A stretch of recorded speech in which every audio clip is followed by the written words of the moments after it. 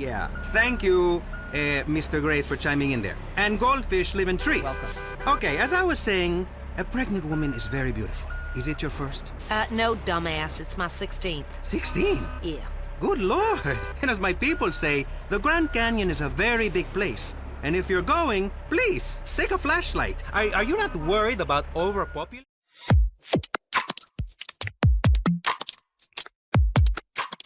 Why would anyone want to threaten that great future?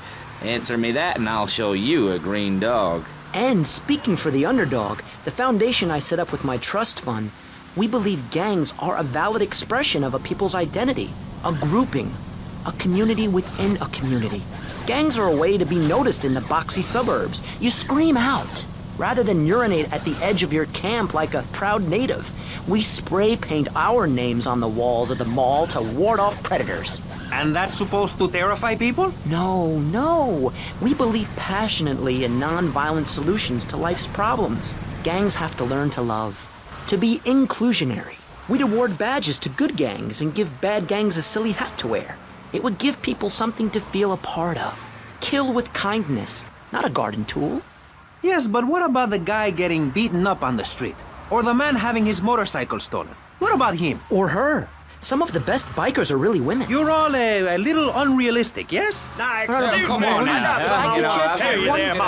Maurice? Not to say over-opinionated and moronic, Mr. Crashaw, how do we stop people running amok in the city with machine guns and heavy artillery? You've got to give a man a chance. Prisons are overflowing with wasted potential. Make the guilty men innocent once more. Free them from themselves. How? How on earth do you do that at theme parks in Alabama? Then they should stop coming down my way and build redneck land or whatever. Damn redneck hicks ain't got no class. My views ain't extreme, mister. They're common sense. And what a lot of people would say if they had the guts. If you keep letting people immigrate here from all over the so-called United States, guess what? There's no more room. We'll be piled on top of each other like they are in Australia. What we're gonna do soon is build a river of freedom, a river of hope, a river which runs from the coast to coast and cuts us off from the 47 states of wastrels and bad influencers to the north. We are going to cut Florida off from the mainland of our oppressors and float out to sea. Then, the nation of Florida will be free to start over. There'll be no long-ass lines at the log flume or the pirate shipwright when I take over. You and the kids will be able to ride the rides all day. We will have a roller coaster for each and every Florida family. You know, you're bordering on treason. What you are saying is a very naughty thing, and only because here on pressing issues do we believe so wholeheartedly in free speech are we allowing it. It's the truth, my friend, the damn truth. And before you start, I am not a racist. I hate everybody irrelevant of other issues. But I especially hate Yankees, by which I mean anyone from Georgia or further north. Build your own theme parks, buy your own sun, grow your own damn mosquito-infested swamp, pal. We're gonna build ourselves a river. FBI, CIA, I don't give a damn. They can't stop us. You shrub.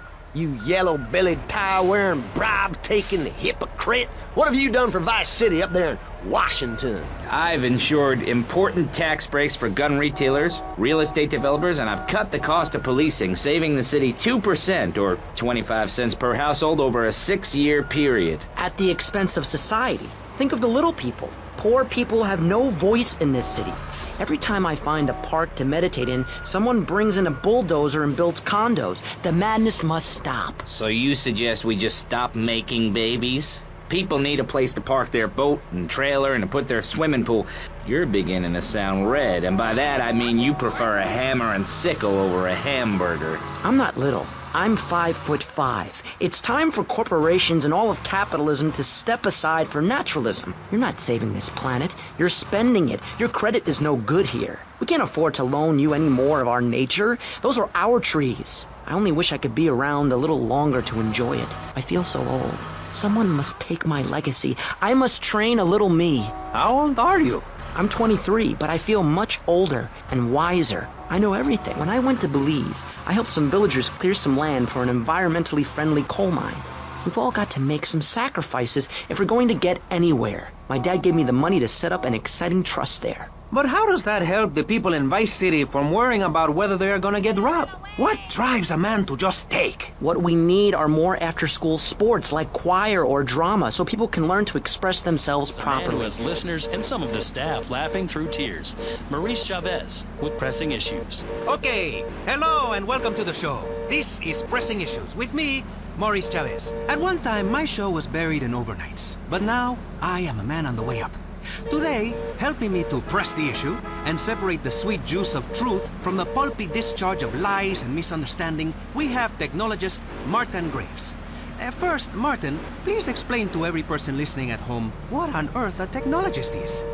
Hello, Maurice. I'm all about the future and about how technology has the power.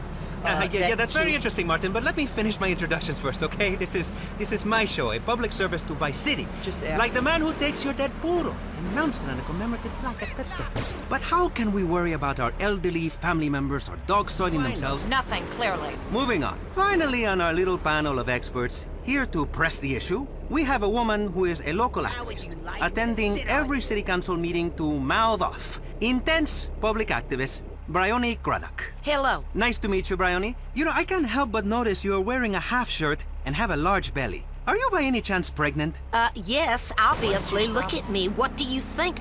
That I was just a fat bitch? Typical patriarch. Hey, okay. Hold your temper there. You know, to my people, fertility is very important. The Aztec... What are you talking about? I'm talking about hopes, dreams, the magic of television, especially public television. Puppets can say what men cannot. Yes, but how will that stop people taking baseball bats and pounding the living crap out of each other, as I saw in a Mother's PTA group meeting recently? Baseball is our national sport, our national pastime, joining together as men in order to reward the act of running around in a circle. I will thank you not to take its name in vain, Chavez. I hate that spring training. Who do those guys think they are? Coming here and getting in the way, showing us no respect, drinking our orange juice and seducing our women folk. Train in your own home, mister. Our national game down here, my friend, is digging. Digging a big ditch. A ditch of hope, which will flood into a river of freedom.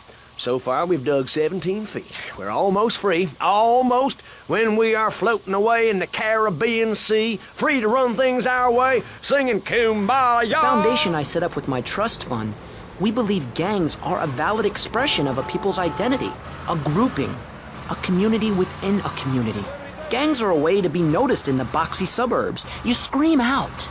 Rather than urinate at the edge of your camp like a proud native, we spray paint our names on the walls of the mall to ward off predators.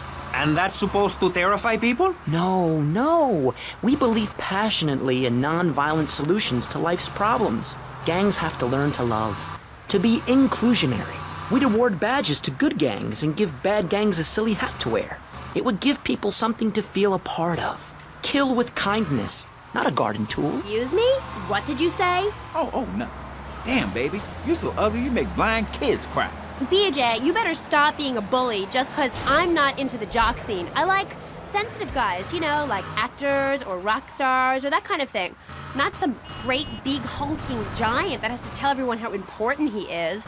Well, I didn't realize we were trying to impress each other here, sweet thing. I was thinking we was here to discuss my new exercise video or talk about my possible comeback in professional football. Not sitting here flirting with each other. I'm a married man.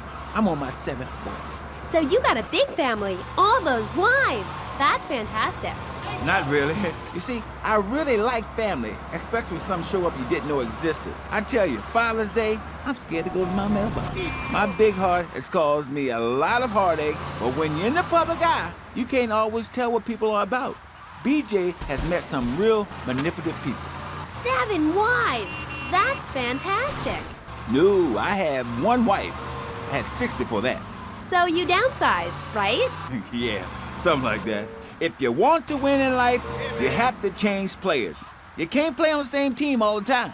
So, oh my God, isn't this getting intimate, BJ? I feel like we are really connecting. Yeah, I like to connect with you. Other men may fumble, but I go into the trenches like a Doberman. That's actually part of my video. What are you talking about? Well, as you know, running the ball is like making romance.